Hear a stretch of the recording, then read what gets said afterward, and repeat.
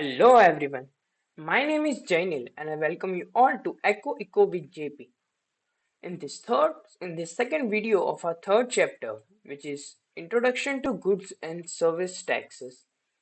This is the second video of that. In the previous video, we have learned different topics like what is CGST, what is GST, what is SGST, what is UTGST, and what is IGST. When was GST implemented and why was GST implemented? That all thing we learned in the last video. In this video, we are going to start with the meaning. Different taxes of central government and state government are withdrawn and goods and services are covered under one tax. As we remember that there were lots and lots of taxes. Like here it's mentioned central tax, external excise duty, central tax, external excise duty, central custom duty, service tax, value added tax, purchase tax, sales tax, entertainment tax.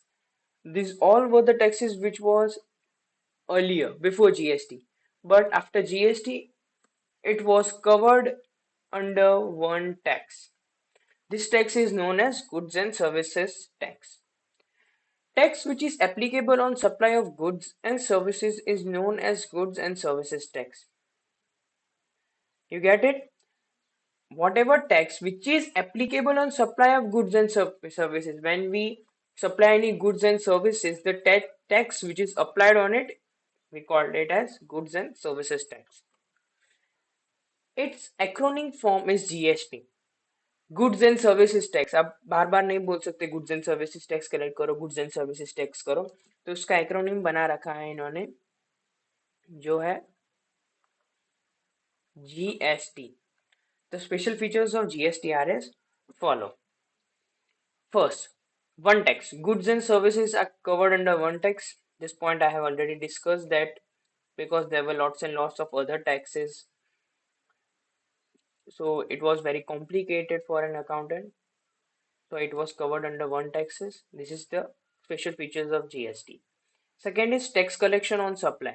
Taxes collected on supply of goods and completion of services instead of tax collection on production or sales of goods or providing of services.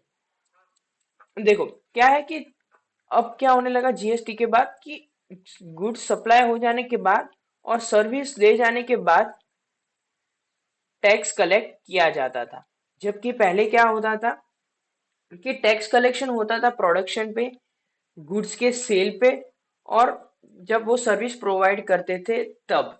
और ये सब कब हुआ जब goods supply हो गए खत्म, जब सर्विस जो देनी थी वो कंप्लीट हो गई, फिर आप उस पर टैक्स पे कर रहे हो. Third is GST council. Entire operation and regulation of GST R done through GST council. Each state has representation in GST Council. The Finance Minister of Center works as chairman of the council. This is a simple point that there is a GST Council and operations and regulations are done through GST Council. जो भी GST Council है उसके related जो भी operation और regulations करने होते हैं वो करता है. और हमारे कंट्री के जो फाइनेंस मिनिस्टर है उनका नाम क्या है? Nirmala Sitharaman. We all know that, right? She is a finance minister. So she is the chairman of the GST Council. For the GST rates, all GST rates are recommended by sorry, all GST rates are recommended by GST Council.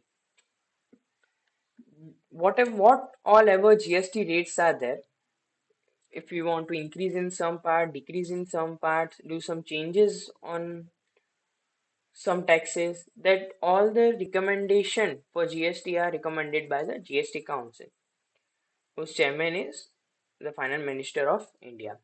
Fifth is import and GST. Imports of goods and services are treated as interstate supply. Okay, this is a simple point. If you read, you can understand that feature of GST is that imports of goods and services are treated as interstate supply.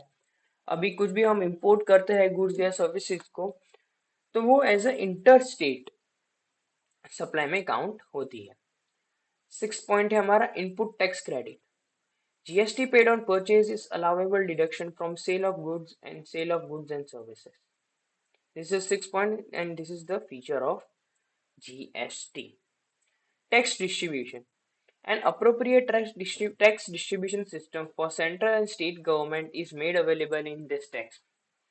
क्या होता है ना कि tax का जो okay central और state government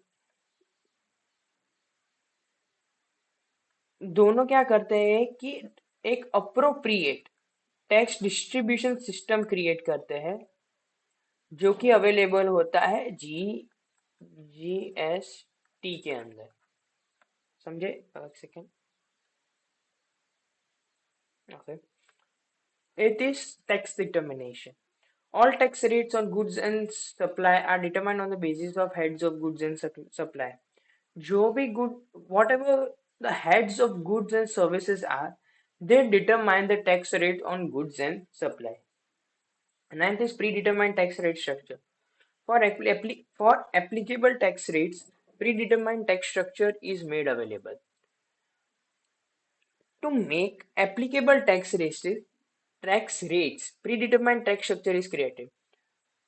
हमको कोई भी टैक्स का मतलब कोई भी टैक्स डिटरमाइन करना है जो लगेगा गुड्स एंड सर्विस से, वो पहले उसका जो स्ट्रक्चर है कि किस पे कितना लगेगा वो पहले से ही अवेलेबल कर दिया जाता है, बना दिया जाता है।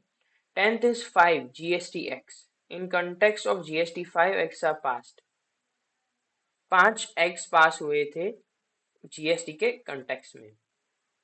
11th uniformity.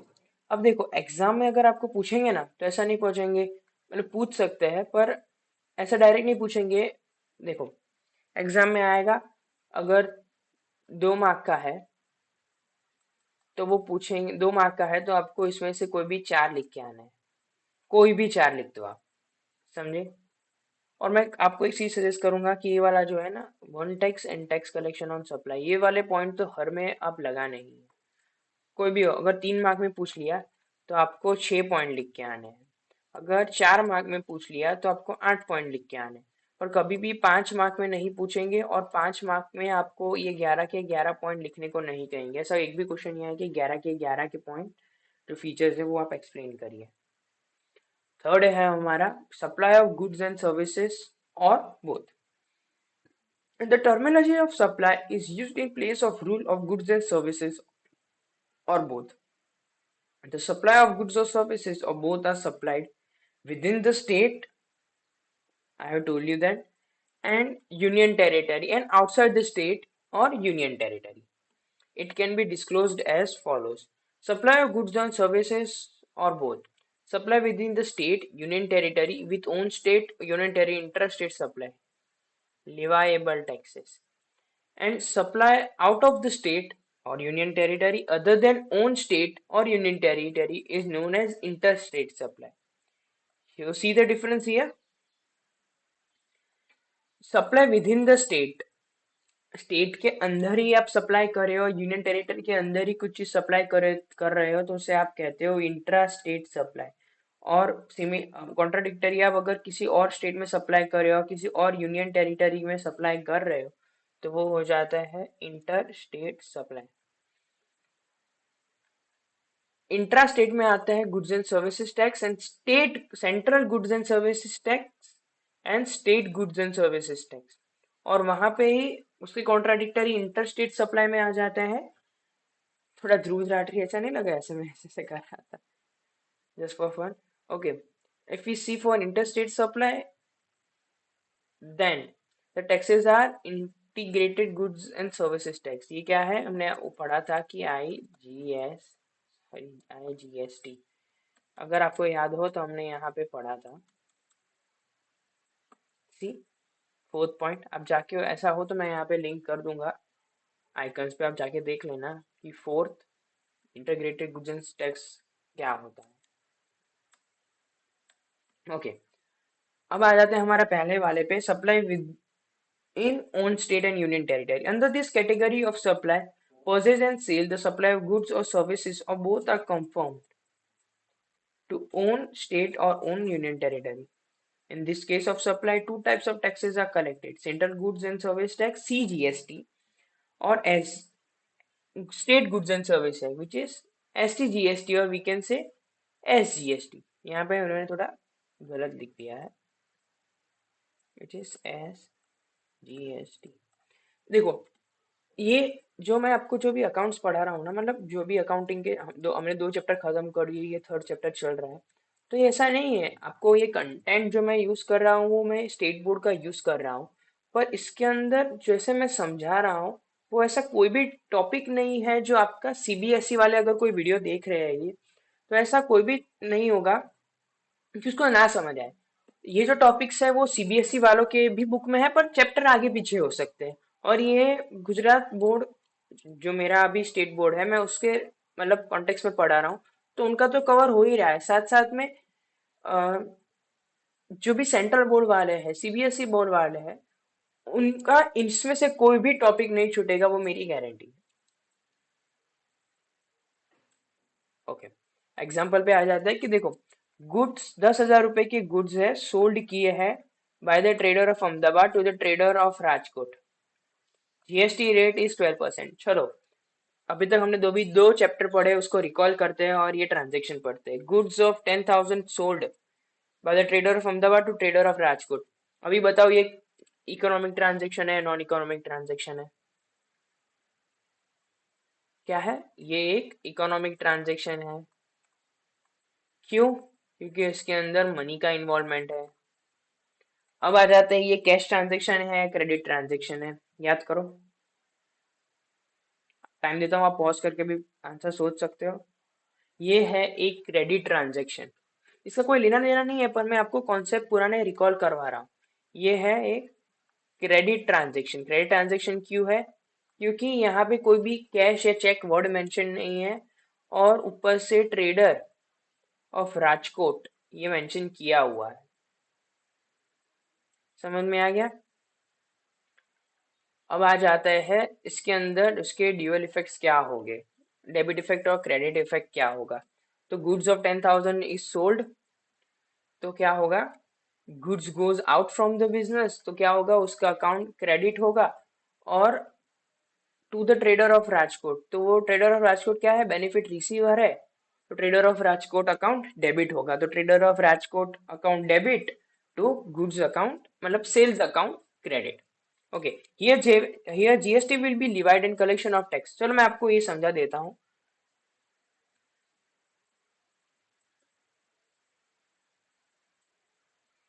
देखो, 10,000 रुपए का गुड्स था, अहमदाबाद के ट्रेडर ने बेचा राजकोट के ट्रेडर को। ओके, अब क्या हो रहा है? ये है एक इंट्रा स्टेट। अब रिकॉल करो, इंट्रा स्टेट है तो उसके अंदर कौन सा लगता, स्माइली।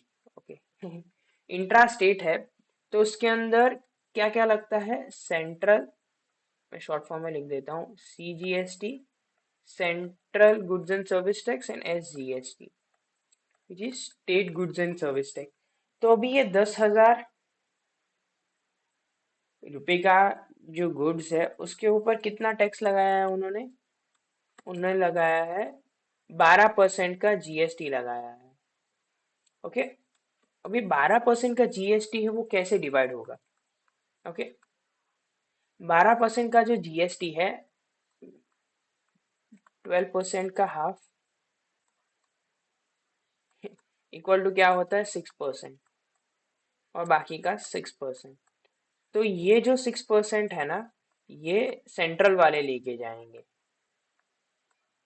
और ये जो वाला 6% और है वो स्टेट वाले लेके जाएंगे। तो ये 6 + 6 हो जाएगा। अभी 10,000 रुपए का 6% क्या हुआ? यहाँ पे लिख रखा है देखो, कि 600 रुपये होता है। ओके, 10,000 रुपए का 6%, 600 रुपये, और ये 600 रुपये। तो 10,000 रुपए की आइटम, कोई भी गुड्स है, उस पे क्या लगा पहले?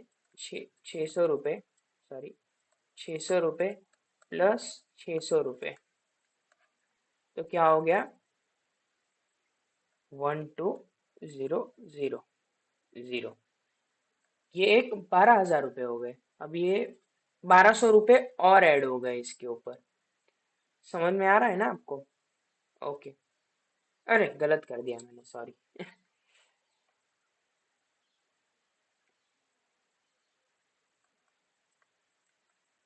हम्म 600 रुपये ऐड हुए। अरे यार, ओके। ये थोड़ा साथ साथ में हो गया ना, थोड़ा कंफ्यूजन हो रहा है। ओके, वो क्या था, 10,000 प्लस 600 प्लस 600, तो क्या हो गया, 0, 0, 2, 1, 1, 1। 11,200 रुपये में वो गुड्स पे टैक्स लगा, जो कि होगा CGST और SGST। यही है, आप इसको पॉज करके रीड कर लो, ये जो वाला पार्ट है, ये जो वाला पार्ट है, ये 3 पॉइंट आप रीड कर लो, उसके अंदर वही बता हुआ है जो मैंने बताया। अभी दूसरा आ जाता है आउटसाइड स्टेट, जो है इंटर स्टेट।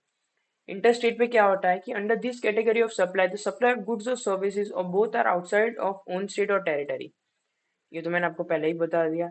इस केस में क्या होता है कि जो सप्लाई होता है, only one type of tax is levied और कलेक्टेड।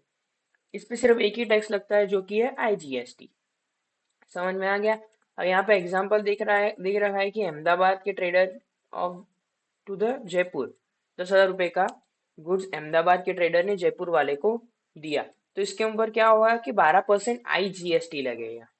और ये IGST पूरा का पूरा कौन ले जाएगी, सेंट्रल गवर्नमेंट ले जाएगी। इसके ऊपर कोई नहीं है कि स्टेट वाले कुछ टैक्स लेंगे। जो भी पूरा का, और यूनियन टेरिटरी वाले टैक्स लेंगे, जो भी पूरा का पूरा होगा वो ले जाएंगे सेंट्रल गवर्नमेंट वाले। आई होप आपको GST वाले ये जो वीडियोस है आपको पसंद आए होंगे। अभी और एक वीडियो है, पर वो बहुत छोटा होगा, वो होगा किसके रिलेटेड, वो होगा GST के बेनिफिट्स के रिलेटेड। वो मैं आपको नेक्स्ट वीडियो में समझा दूंगा। So thank you for watching my video and spending your valuable time. And please consider like, subscribe and sharing. Thank you.